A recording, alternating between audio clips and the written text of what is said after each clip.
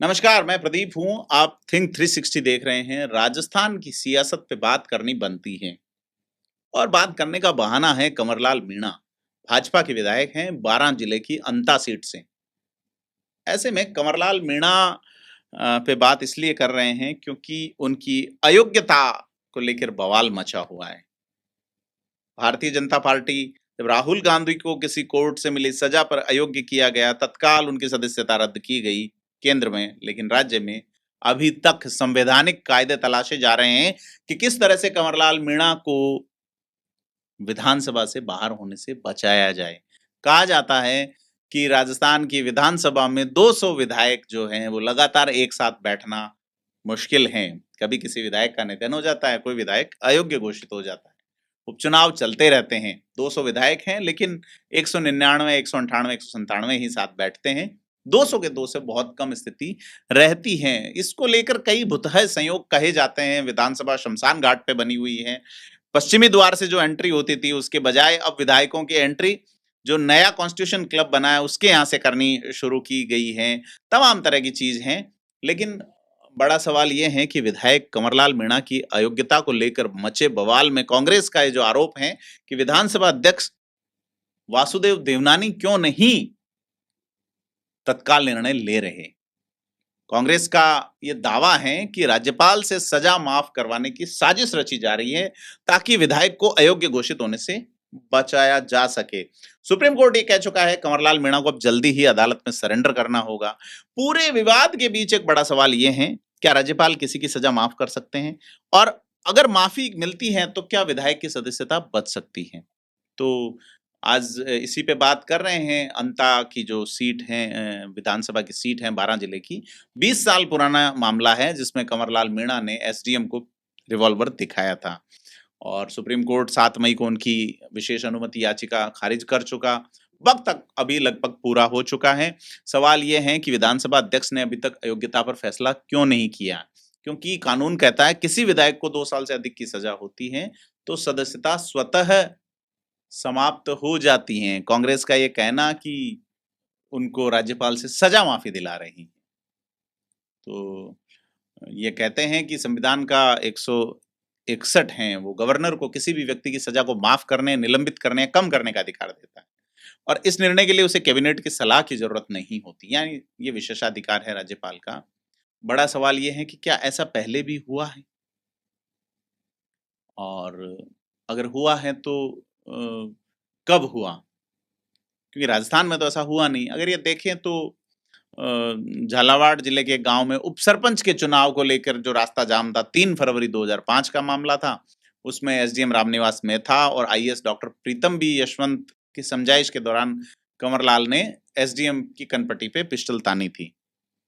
तो और उसने कहा भी था कि 2 मिनट में वोटों की गिनती फिर से कराएं, नहीं तो जान से मार दिया जाएगा। आईएएस अधिकारी से कैमरा छीना, कैसेट तोड़ी गई, जलाकर सबूत मिटाए गए, इस तरह का मामला था। और पहले ट्रायल कोर्ट ने उसे दोष मुक्त किया, लेकिन अपील कोर्ट ने फैसला पलटते हुए कंवरलाल मीणा को दोषी पाया। तो इससे पहले भी 15 आपराधिक मामलों में कंवरलाल मीणा का नाम आ चुका है, लेकिन अधिकतर में वह दोष मुक्त रहा। तो कांग्रेस ने भी राज्यपाल को ज्ञापन दिया और कहा है कि इसमें 161 अनुच्छेद का लाभ देना न्यायोचित नहीं है। तो बड़ा सवाल ये है कि कांग्रेस का जो आरोप है या कांग्रेस की जो अध्यक्ष हैं गोविंद सिंह डोटासरा, वो ये कहते हैं कि स्पीकर कंवरलाल मीणा के मामले में जो है वो राज्यपाल भाजपा और आरएसएस के इशारे पर काम कर रहे हैं। तो सारी चीजें अगर देखी जाए तो भारतीय जनता पार्टी क्यों कंवरलाल मीणा की सदस्यता रद्द नहीं कर रही है? 12 जो सीट हैं, कंवरलाल मीणा जो कांग्रेस के एक बड़े नेता प्रमोद जैन भाया को चुनाव हरा के आए, मामला हाड़ौती में पड़ता है। अगर अंता को आप देखें तो अंता सीट जो है वो इस ये जिस लोकसभा क्षेत्र में आता है वहां से दुष्यंत सिंह सांसद हैं, वसुंधरा राजे के बेटे। इस इलाके से कभी प्रभुलाल सैनी भी चुनाव जीते थे। सैनी मतदाताओं की संख्या अधिक है यहाँ पे।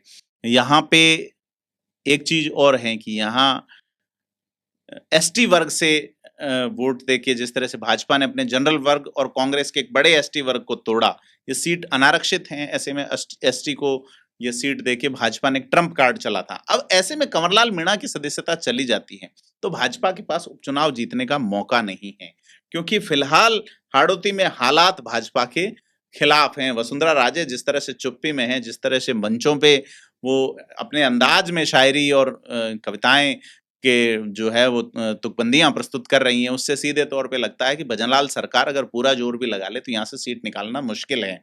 क्योंकि जिस तरह से कंवरलाल मीणा को सीट दी गई, उसके बाद में लोगों के काम नहीं हुए, तो नाराज़गी सभी वर्ग में है, ख़ास करके सुमन समाज जो है, माली समाज, उसमें। और वहाँ डिमांड कर रहे दूसरे लोग भी अब इस स्थिति में हैं कि हाँ, ठीक है, सरकार बनने को 1.5 साल के आसपास का वक़्त गुज़र चुका है और अब अगर उपचुनाव होता है, तो भाजपा के जीतने के चांसेस कम बनते हैं।